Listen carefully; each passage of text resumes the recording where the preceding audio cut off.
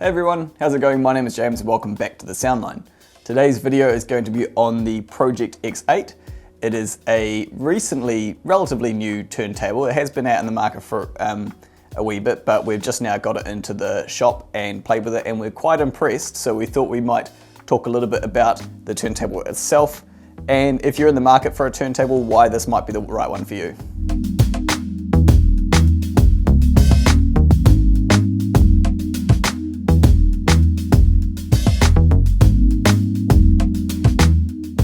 This is part of Pro-Ject's X line, which includes the X1, X2, Extension 9, Extension 10. When trying to figure out sort of where in the range this sits, obviously in terms of price point, it sits between the X2 and the X9, which is quite a big price range to cover. On the price scale, it's closer to the X2, but on the performance scale and the feature set, it's closer to the X9. So the way I view this is a slimmed down, cost-effective version of the Extension 9. So most of the sound quality and benefits of that really high-end turntable at a significantly lower entry cost, which is fantastic for people wanting to get a decent turntable, but don't want to have to spend crazy amounts of money to be able to get that. You can do things to this turntable like putting a really nice cartridge on it.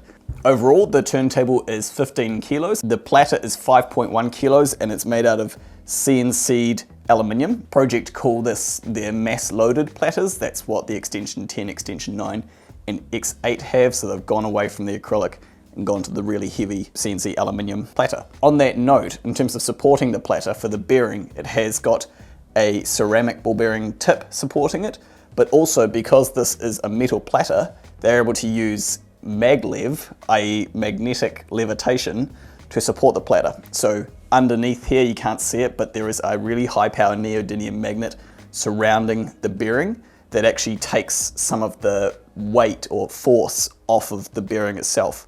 So really low friction bearing, which allows this to spin really consistently at a nice even speed with very little wow and flutter. And then the tone arm, just real quickly, it is a 9-inch carbon fiber tone arm. It's the exact same tone arm as the one that they use on the X9 and X10, so they haven't cheaped out on that.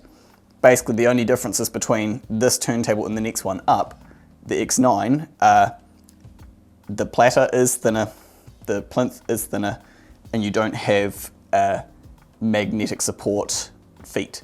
It's just the standard, adjustable aluminium feet that are still really good. It uses dampering technology with some rubber, so they are good feet. They're just not as good as the magnetically suspensioned ones you get in the X9 and X10. It also does come with a dust cover, which I don't have here just for filming purposes, just your standard Pro-Ject dust cover that slips on and goes down. And then in terms of colors, it comes in gloss white, a gloss piano black, and also a real wood walnut veneer, which is really nice. I've seen that in person. It's a really nice wooden finish.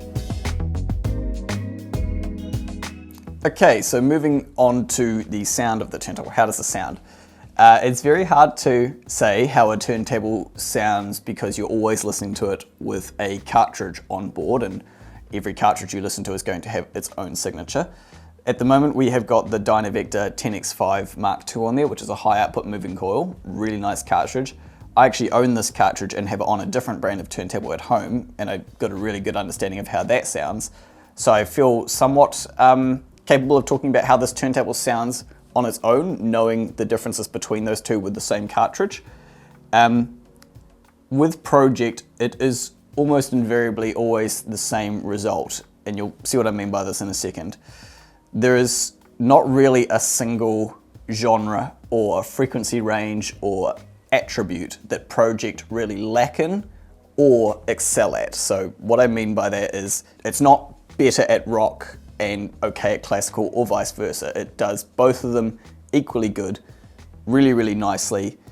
And when you go up the Pro-Ject ranges, as I've heard this before with the X1 and the X2 and now with the X8 and having previously listened to the Extension 10, the bigger turntables pretty much always just get a much more bigger, bolder, broader soundstage and more detailed towards the edges as you go up the ranges. It's a great turntable. It's almost as good as the X9 it's significantly better than the X2, but only priced slightly more than the X2. So this turntable for me fits into the same category as the turntable that I own with this cartridge.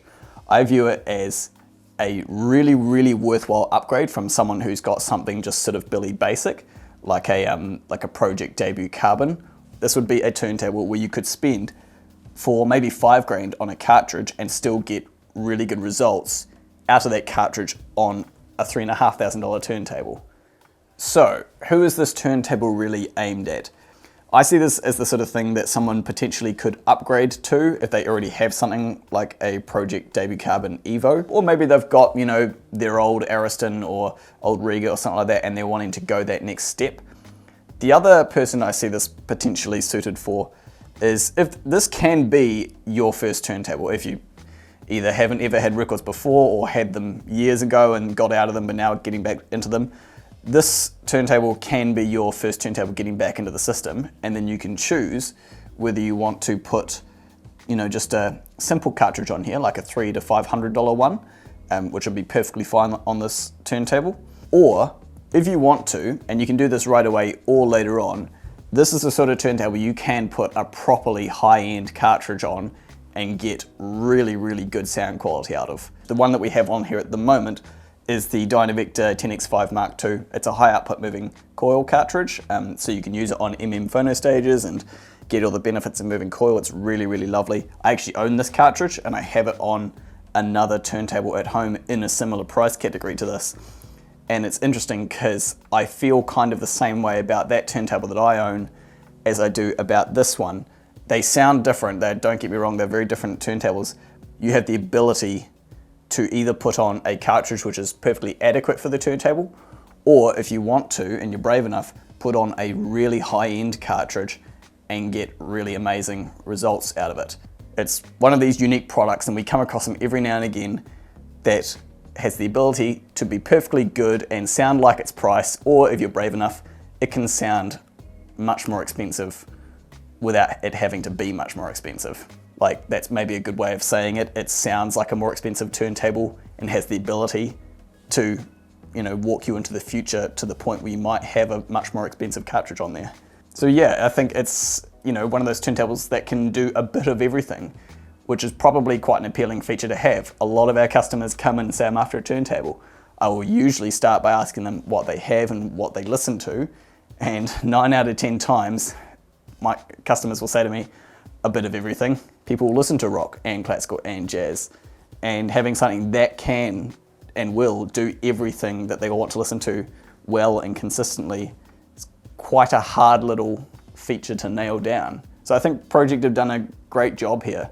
So if you already own a turntable that, you know, you got a few years ago, or something you've inherited, or you're just wanting to get back into vinyl but are wanting to get something that's, you know, decent and going to set you up for further growth in the future, I think you should definitely consider listening to and looking at this turntable. I hope you enjoyed this video. If you have any questions, chuck them down in the comments and we'll do our best to answer them. Thanks again for watching, guys, and I'll catch you in the next one.